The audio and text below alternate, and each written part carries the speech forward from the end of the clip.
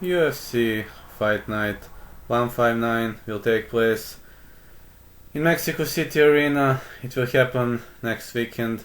Sorry it was filming so early on, but I must go to my home country and I have a lot of obligations. Now we're gonna give some predictions. I picked only 3 bouts because there are not much strong names on the card. And let me take a look at the match between Mexican rising prospect Irene Aldana and Marlon Renault. Now let's see who has the better score rankings here. Actually, Irene Aldana, she is a girl from Guadalajara, a great bantamweight fighter. She is also the girl who fought for the vacant Invicta FC bantamweight championship, where she was defeated to Tony Evinger. She has a score of 3-1 in her last 4 bouts. Victories over Talita Bernardo, Lucy Pudilova, Beth Correa, and defeat to Raquel Pennington.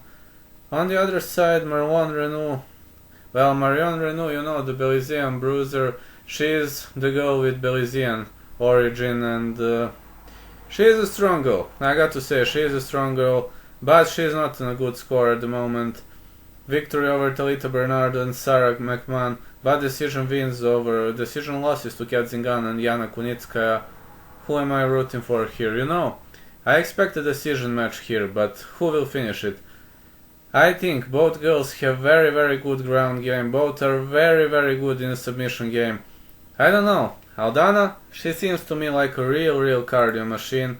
On the other side, I'm not underestimating the other opponent, you know, and generally I'd say Aldana via decision here. It needn't mean I'm right, but that's just my thoughts. In the next match we got Carla Esparza versus Alexa Grasso. Carla Esparza, she won the inaugural Invicta FC Strawweight Championship and won the inaugural UFC Women's Strawweight Championship.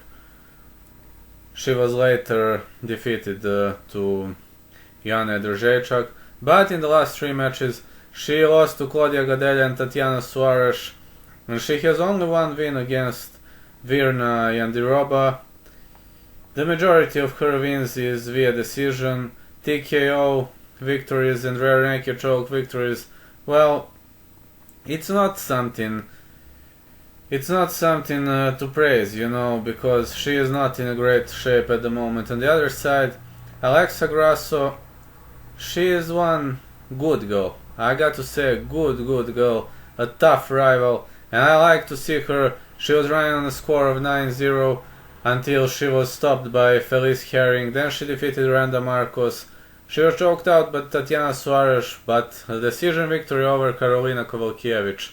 Well, this makes me wonder who is actually at the better shape at the moment. Carla Esparza, her best years are passing her by. So in this match, you will say I'm insane, but I'm rooting here for Alexa Grasso. And now the next match, we got Mexican striker Yair Rodriguez. Oh man, I love this guy so much. Mexican professional mixed martial artist. Taekwondo, boxing, Muay Thai, submission wrestling, Taekwondo black belt. Yair Rodriguez, in his UFC run, he defeated Leonardo Morales, Charles Rosa, Dan Hooker, Andre Fili. Oh man, that flying head kick was devastating. Alex Caceres, BJ Penn, lost to Frankie Edgar, and annihilated Chen Sun Jung with that last second elbow. You probably remember that strike. He has 1 brother and 1 sister. I mean, he's a cousin of Olympic boxer Michelle Rodriguez. I mean, many of these guys are real legend, but he fights even bigger legend. It's Jeremy, Lil Hitton, Stevens, purple belt in BJJ, but this guy is a real veteran, very experienced, such a great guy. I mean, he hasn't won anything until now, but 28-16, he's riding on 2 streak losses. He was defeated to Jose Aldo and Zabit Magomed Sharipov in his last 2 fights.